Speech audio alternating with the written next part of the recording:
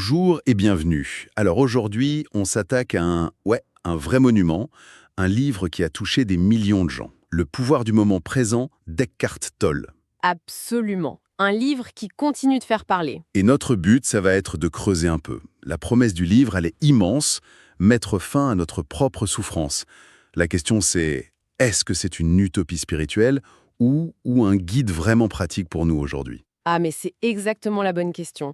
Parce que la thèse de Toll, elle est aussi simple que radicale. C'est-à-dire? En gros, il nous dit, la cause de votre malheur, c'est pas votre job, c'est pas les autres, c'est votre propre mental. Ah oui. Plus précisément, c'est le fait qu'on croit être cette petite voix qui n'arrête jamais dans notre tête.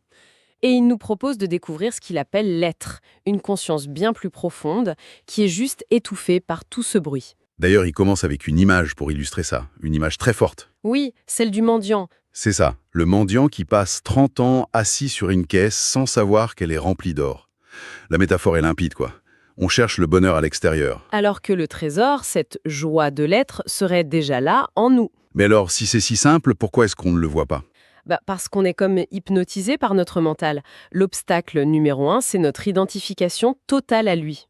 Toll, il s'attaque frontalement à la base de la pensée occidentale. Aux fameuses « je pense donc je suis » de Descartes. Exactement. Pour lui, c'est ça, l'erreur originelle. On a fusionné notre identité avec le flot de nos pensées. Le problème, c'est que ce flot est devenu compulsif, répétitif, Et souvent négatif. et souvent très négatif, oui. Il va jusqu'à dire que c'est une sorte de maladie, une addiction à la pensée. Une addiction à la pensée.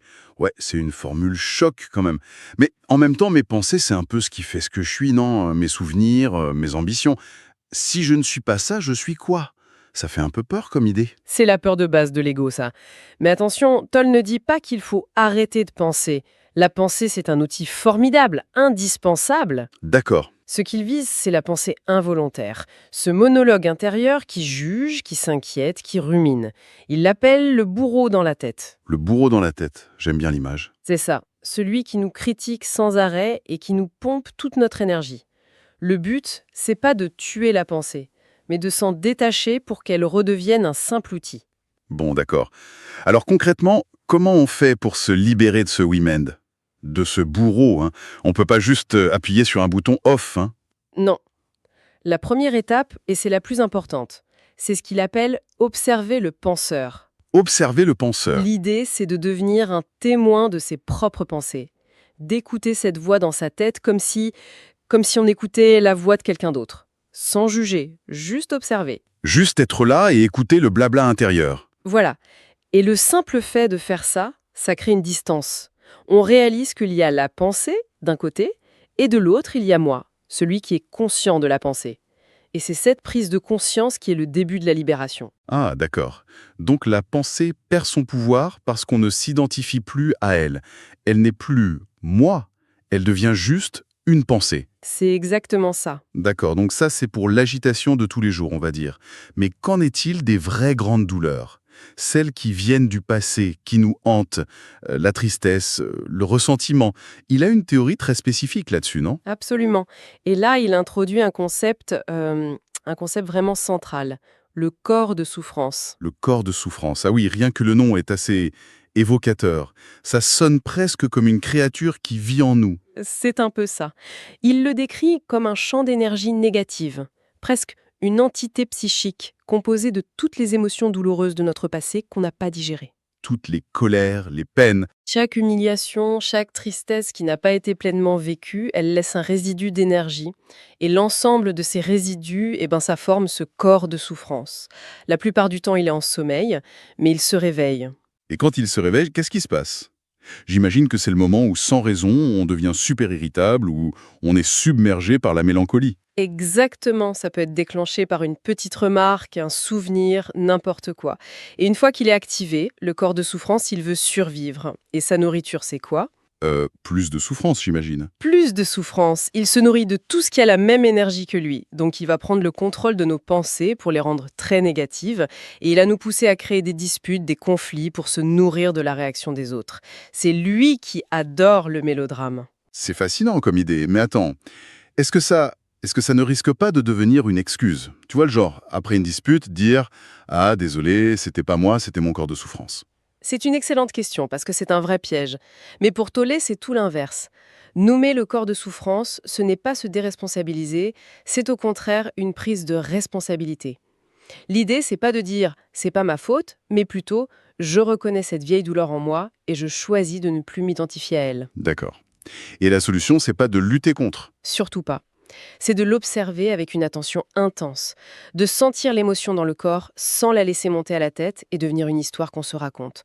En l'éclairant avec notre conscience, sans jugement, on brise le cycle. Bon. Que ce soit le penseur compulsif ou le corps de souffrance, on en revient toujours à la même chose en fait. La clé, c'est la présence, le fameux maintenant. C'est le pivot de tout l'enseignement. Il cite cette question d'un maître zen que je trouve génial. En ce moment, que manque-t-il? C'est désarmant de simplicité. Parce que dans l'instant strict, la plupart du temps, il ne manque rien. C'est ça. Et pour bien comprendre, il faut faire la distinction qu'il fait entre le temps horloge et le temps psychologique. Mhm. Le temps horloge, c'est pratique. On l'utilise pour prendre un rendez-vous, faire cuire un gâteau. Ça, il n'y a aucun problème. Le temps psychologique, c'est autre chose. C'est le fardeau du passé et l'anxiété pour le futur. C'est une pure construction du mental. Et selon Toll, toute la négativité vient de là. En fait, le regret, la culpabilité, ça vient du passé. L'anxiété, le stress, ça vient du futur. Dans le présent pur, ça n'existe pas. Mais en même temps, on est bien obligé de penser au futur pour planifier les choses. Bien sûr.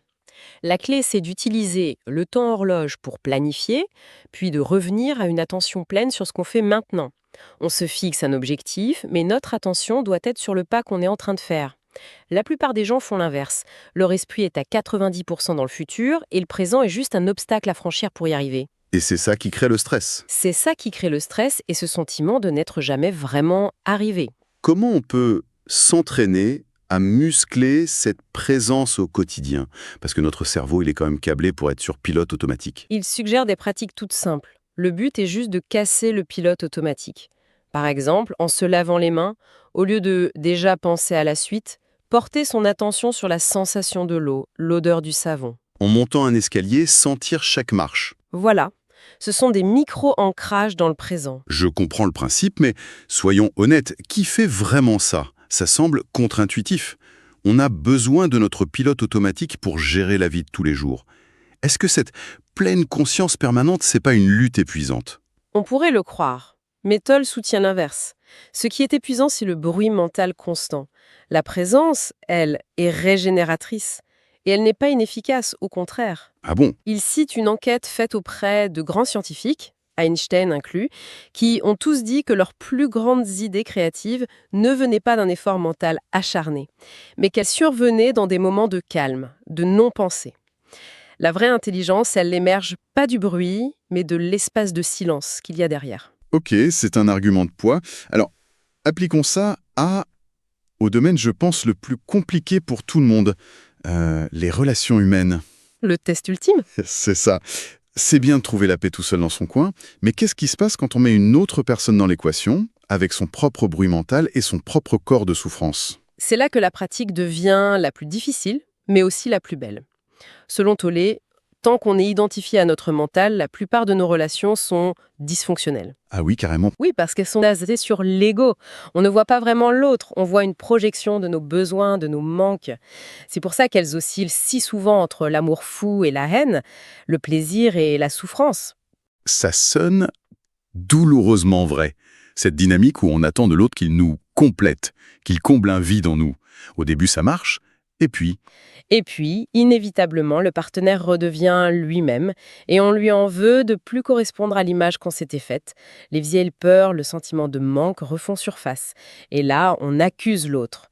Le corps de souffrance de l'un active celui de l'autre. Et c'est l'escalade. Et on se retrouve dans des disputes sans fin.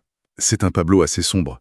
Mais lui, il ne s'arrête pas là, il voit ça comme une opportunité, c'est ça? Oui, et c'est le retournement le plus puissant. Au lieu de fuir, il propose de voir la relation comme une pratique spirituelle.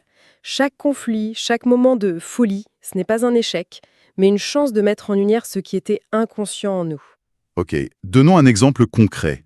Mon partenaire dit quelque chose qui me blesse, qui active ma colère. La version normale de moi aurait réagi au quart de tour. La version Toll inspirée, elle fait quoi? Alors, la version Toll inspirée essaierait, et c'est pas facile, de ne pas réagir automatiquement. La première étape, c'est de sentir cette vague de colère monter en soi et de la reconnaître. Tiens, voilà mon corps de souffrance qui se réveille. Juste ça. Juste ça, pour commencer. Et en même temps, observer le comportement de l'autre, non pas comme une attaque personnelle, mais comme une manifestation de son propre corps de souffrance à lui. Donc, on renonce au jugement. Renoncer au jugement, ça ne veut pas dire tout tolérer. Ça veut dire être celui qui reconnaît l'inconscience plutôt que celui qui réagit. Ça crée un espace de calme au milieu du conflit. Et dans cet espace, une nouvelle réponse, plus consciente, peut apparaître. C'est un changement de paradigme complet. Au lieu de dire « tu m'as fait du mal », c'est reconnaître « ce que tu as dit a réveillé une douleur qui était déjà en moi ».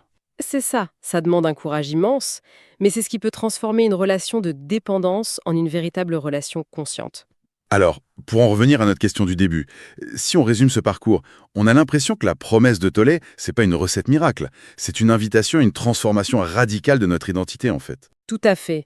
C'est cesser de croire qu'on est nos pensées, nos émotions, pour s'ancrer dans la conscience du moment présent.